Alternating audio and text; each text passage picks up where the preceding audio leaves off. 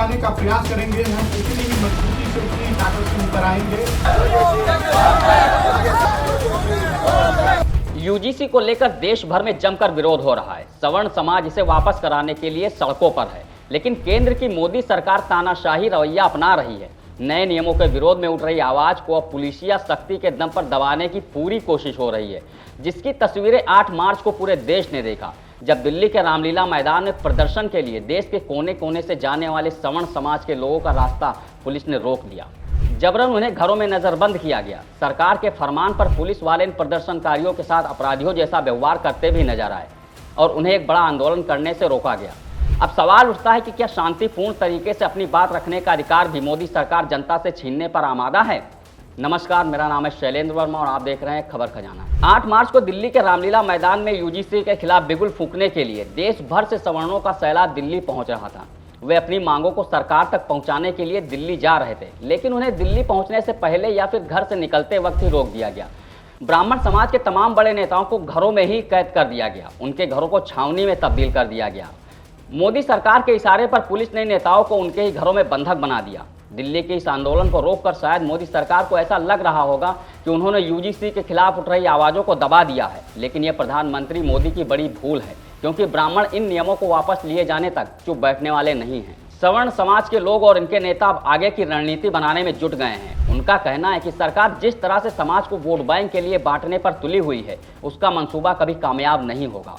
वे तब तक नहीं रुकेंगे जब तक यूजीसी के ये काले नियम सरकार वापस नहीं लेती है। उनका प्रदर्शन और भी तेज होगा और सरकार के तानाशाही रवैये के आगे बिल्कुल भी नहीं झुकेंगे। सवर्ण आर्मी चीफ सर्वेश पांडे ने ऐलान किया कि सरकार कितने भी पहरे लगा दे, कितने भी नेताओं का रास्ता रोक ले, उन्हें नजरबंद कर दे, लेकिन उनकी ये लड़ाई तब तक नहीं रुकेगी जब तक वो अपने समाज को न्याय नहीं दिला देते हैं।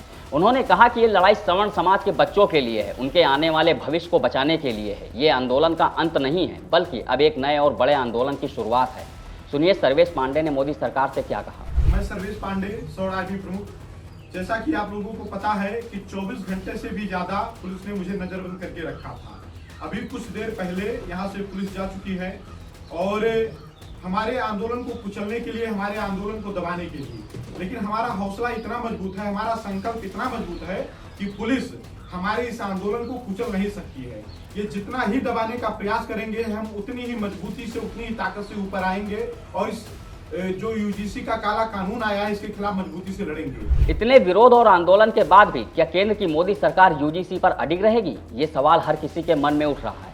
ऐसे में आपको कृषि के उन 3 कानूनों को याद कर लेना चाहिए, जिसके विरोध में देश का किसान दिल्ली की, हरियाणा और पंजाब की सड़कों पर सालों तक विरोध की आवाज उठाता रहा। सैकड़ों किसानों की इस आंदोलन में मौत हो गई, लेकिन सरकार पीछे हटने को तैयार नहीं थी। लेकिन जब प्रधानमंत्री मोदी के सामने कोई विकल्प नहीं बचा, तब जाकर उन्होंने कृषि कानूनों को वापस लिया था। सूत्र बताते हैं कि मोदी सरकार यूजीसी को लेकर नया रास्ता निकालने पर विचार कर रही है, लेकिन सरकार यूजीसी पर अपना फैसला कब बदलती है, ये तो आने वाला चुनाव बताएगा। इस खबर में फिलहाल इतना ही। बाकी देश दुनिया की खबरों के लिए देखते रहिए बतकही चौक। नमस्कार। This video is sponsored by Ram Ram Group of Companies, co-sponsored by Nature House and Bhaiya Ji Silver Coated Ilaichi.